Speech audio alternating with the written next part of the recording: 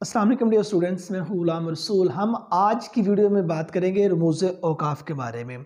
Dear students, second year के इम्तहान में 5 नंबर के आने वाले जो MCQs हैं वो रमूज़ औकाफ में से होते हैं। सेकंड ईयर का जो उर्दू का पेपर है 100 नंबर पर मुश्तमिल होता है, जिसमें जो 20 नंबर हैं वो MCQs के हैं और उसके बाद जो 80 नंबर हैं वो आपका सब्जेक्टिव टाइप आ जाता है। मीन्स ऑब्जेक्टिव 20 मार्क्स और सब्जेक्टिव 80 मार्क्स।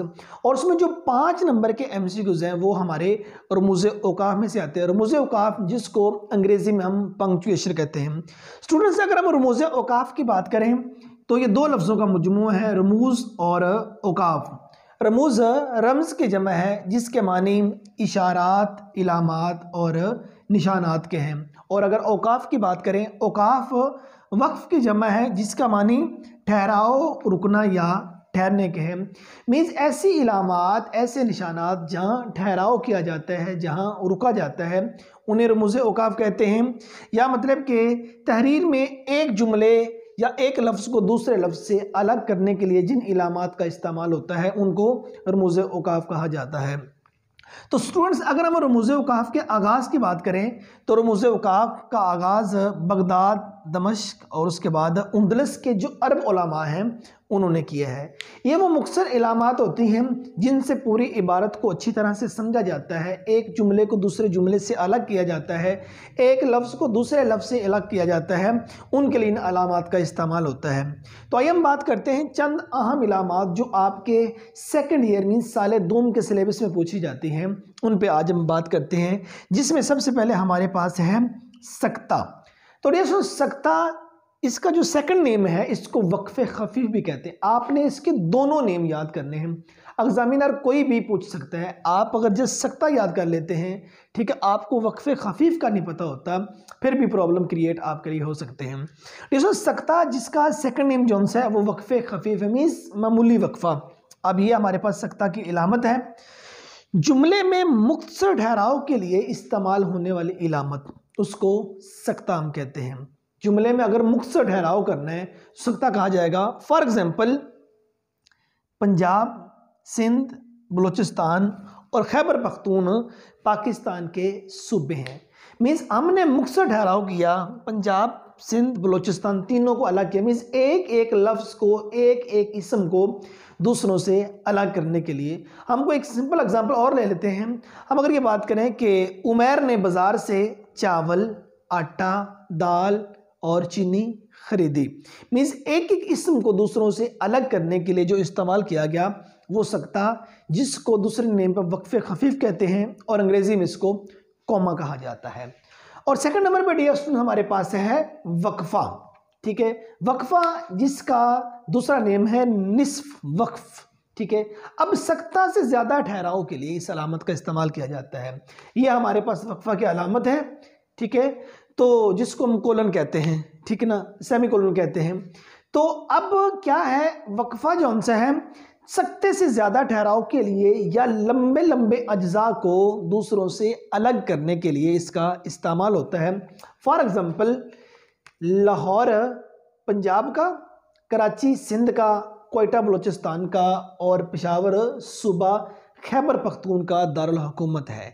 ठीक है, अब एक अगर एग्जांपल और ले लें कि अली को क्रिकेट, अहमद को फुटबॉल और अली रज़ा को वॉलीबॉल का जो खेल है वो पसंद है। मीन्स ये हमारे पास जो सक्ता था उसमें बिल्कुल मुख्तसर ठहराव था। अब वक्फ़ा की बात करें तो सक्ता से ज़्यादा ठहराव के लिए वक्फ़ा का इस्तेमाल किया गया है।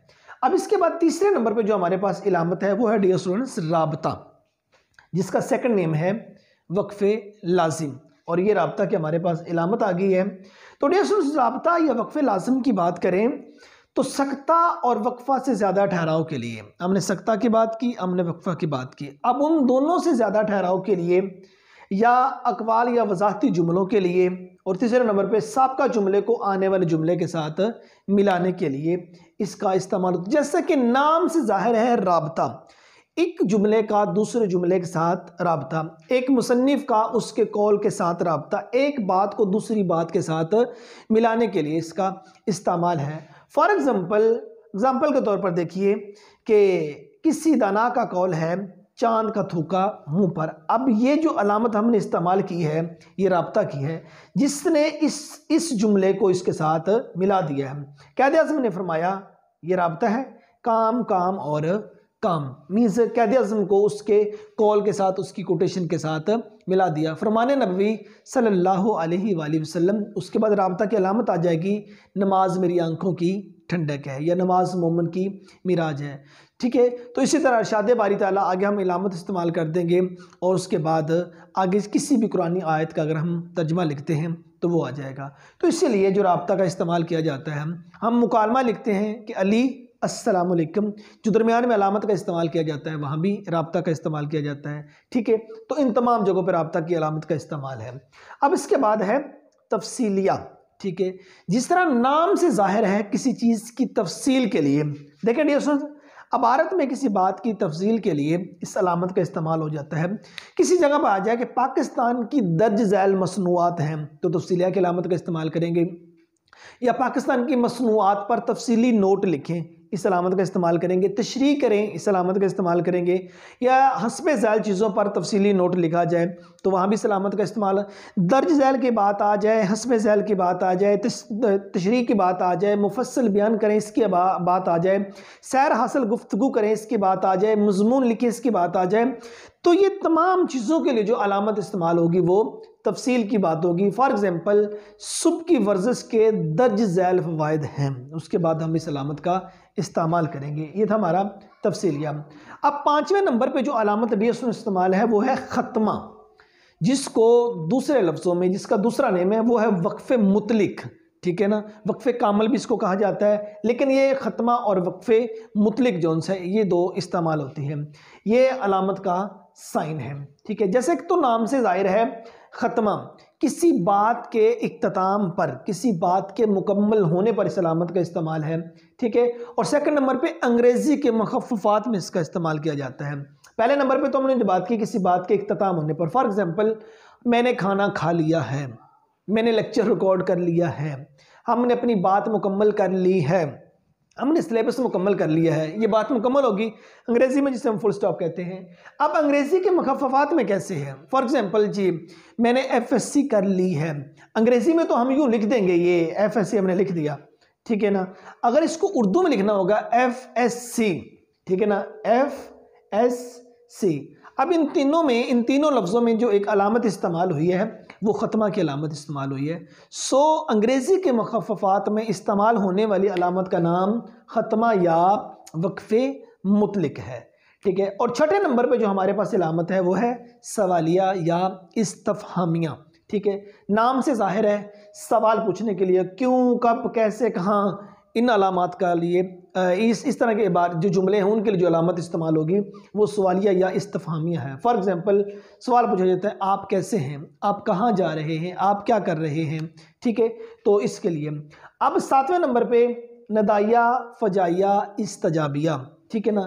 3 ڈیفرنٹ ہیں لیکن ان کے لیے استعمال ہونے والی جو علامت ہے وہ ایک ہی ہے، جس کو ہم سائن آف ایکسکلیمیشن کہتے ہیں، ٹھیک ہے نا۔ اب ندائیہ کی اگر بات آ جائے، اب تینوں میں کوئی ایک چیز پوچھی جاتی ہے، یہ نہیں ہوگا کہ وہ تینوں چیزیں پوچھ لے گا سائن ایک ہی ہوگا، غلط ہوگا، ایسا نہیں، تینوں میں ایک چیز پوچھی جائے گی۔ اگر ندائیہ کی بات آئے، ندا دینا، پکارنا، آواز دینا، مخاطب کرنا، فار ایگزامپل ارے بات سنو، جناب علی کیسے ہو، السلام علیکم، وغیرہ وغیرہ، تب وہاں ندائیہ کا استعمال ہو جائے گا۔ فجائیہ کی بات کریں دکھ یا خوشی کے موقع پر، ٹھیک ہے نا، دکھ کی بات آ جائے یا خوشی کی بات آ جائے گی تو فجائیہ کی بات آ جائے گی۔ دکھ کی بات کریں افسوس، حادثے میں وہ مارا گیا، خوشی کی بات آ جائے آہا ہم نے میچ جیت لیا، وہاں فجائیہ ہے۔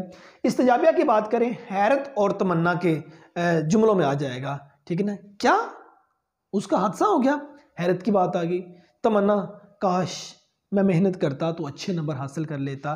مینس اگر مختصر کہا جائے فجائیہ اور استجابیہ کے بارے میں یا ندائیہ کے بارے میں، ندائیہ کی باتوں میں کر لی، ندائیہ، فجائیہ، استجابیہ، ان کے بارے میں اوورال اگر بات کی جائے، مخاطب کرنا دکھ، خوشی، حیرت، تمنا، نفرت، غصہ اور خوف وغیرہ کے لیے اس علامت کا استعمال کیا جاتا ہے۔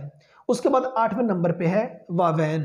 ڈیئر اسٹوڈنٹس، کوئی قرآنی آیت، حدیث یا کسی بزرگان دین کا قول، ٹھیک ہے، یا کوئی واقعہ ہو بہو کاپی کرنے کے لیے جس علامت کا استعمال ہوتا ہے اس کو ہم واوین کہتے ہیں۔ فار ایگزامپل نبی مکرم صلی اللہ علیہ وسلم نے فرمایا نماز میری آنکھوں کی ٹھنڈک ہے، ٹھیک۔ اگر ہم نے یہ جملہ لکھا ہے تو اس جملے کے دونوں جانب ہم واوین لگا دیں گے، ہم اس میں کسی قسم کی رد و بدل نہیں کر سکتے، کسی چیز کی ایڈیشن نہیں کر سکتے، ٹھیک ہے، واوین کا استعمال ہو جائے گا، ٹھیک ہے۔ اور اس کے بعد کوسین، کوسین جملہ معترضہ کے لیے اس علامت کا استعمال کیا جاتا ہے۔